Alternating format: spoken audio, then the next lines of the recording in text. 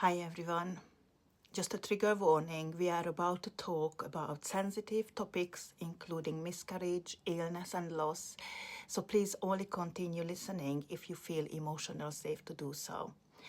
So people think grief is only grief when someone dies, when there is a funeral, when there is a coffin, and there is a date you remember every year.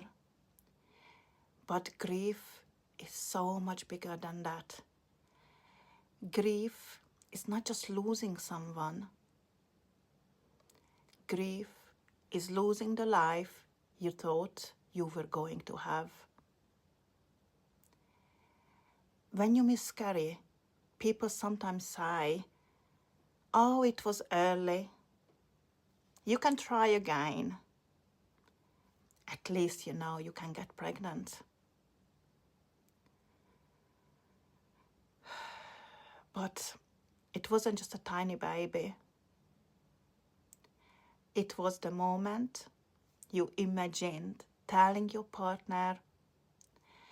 It was the nursery in your head. It was the first birthday. It was becoming a mother. And it was your partner becoming a father. It was a completely different version of your future. And that future disappears in a second. That is grief. When a relationship ends, it's not just the person you lose.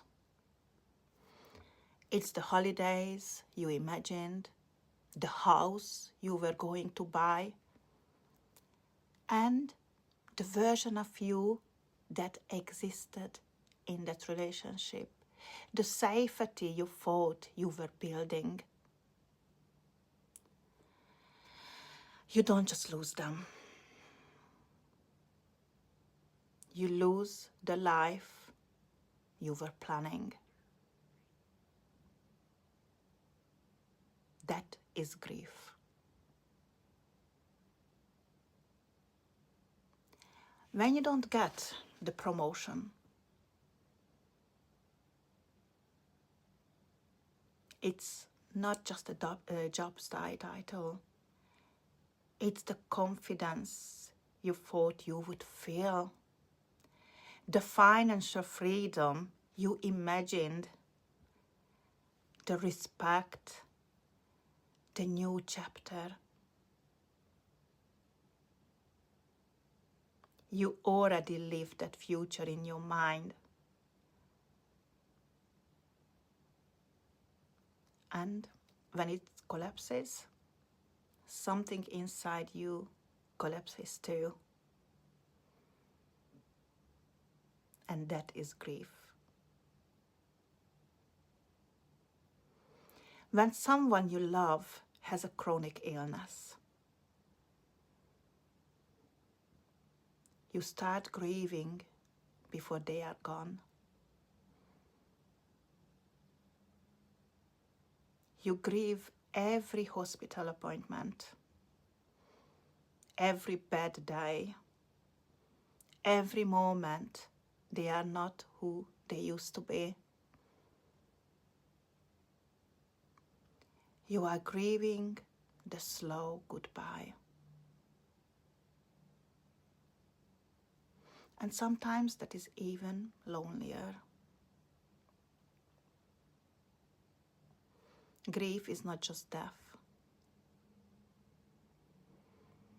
Grief is any loss that changes your identity, your expectations, your imagined future. And here is the part nobody talks about. When grief isn't fully felt, it doesn't disappear. It goes into the body. It sits in the chest like a pressure, in the stomach like a knot, in the throat like unsaid words. You carry it quietly. You function, you smile, you cope. But your body remembers what your mind tried to survive. And that is what this session is about. On the 3rd of March at 1 p.m. and the 10th of March at 7:30 p.m., I'm holding a gentle group session where we work with grief in the body. You don't have to share your story. You don't even have to speak. You don't have to relive anything. You simply follow my guidance. We work with the nervous system, with the heart, with the solar plexus. We gently allow the body to complete what was paused. And this is not dramatic. It's not overwhelming. It's safe. It's contained. It's supported.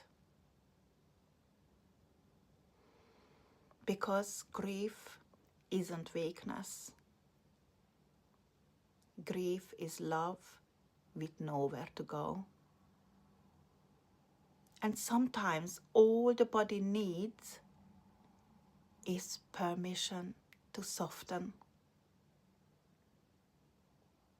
And as you are listening to this, you feel something else. If you feel a calling, if you are already a holistic therapist, or maybe a coach, a healer,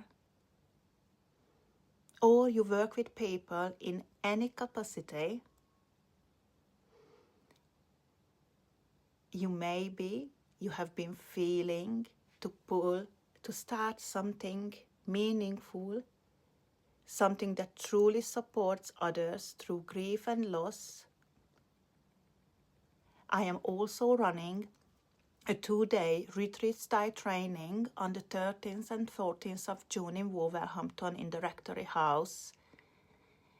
This is a CPD accredited holistic grief and loss support practitioner training. And in those 2 days, I teach you everything you need to know about grief, the psychology, the nervous system, the body, the different types of loss, and how to hold space safely and ethically. But we also focus deeply on your healing, because you cannot hold space for grief if you haven't gently met your own. So it's an opportunity to start a new career or to elevate your work you are already doing and expand your impact with confidence and integrity. If you feel called to that level of work, please reach out and ask me about the training. It has the potential to change lives, including yours. So please comment below or send me a message and I will get back to you. Have a great day.